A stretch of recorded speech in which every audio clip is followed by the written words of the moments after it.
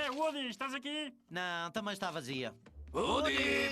Woody! Woody! Peço desculpa, vocês por acaso não viram um cowboy sem um braço? Não, por acaso não vi. Ah, ele estava a falar comigo! Não estava a falar comigo! Não vais ver!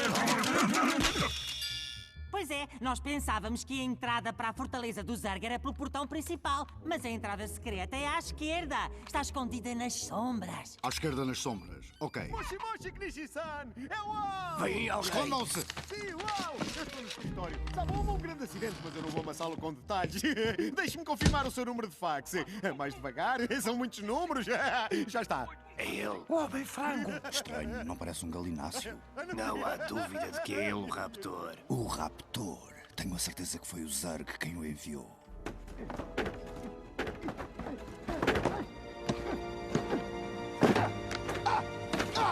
E aí vai a peça principal. Tenho a certeza de que vai ser a joia da coroa do seu museu. Woody! E agora que já está interessado, que tal acrescentarmos mais um zero à quantia, hein? Não é problema. Sim. Eu pago o que quiser, o que quiser. Yes! Yes! Negócio fechado! Eu vou imediatamente para o Japão! Entre para a mala do Homem-Ave. Ele leva-nos até ao Zerg. Vamos! E uma testa mista! Eu vou ficar rico!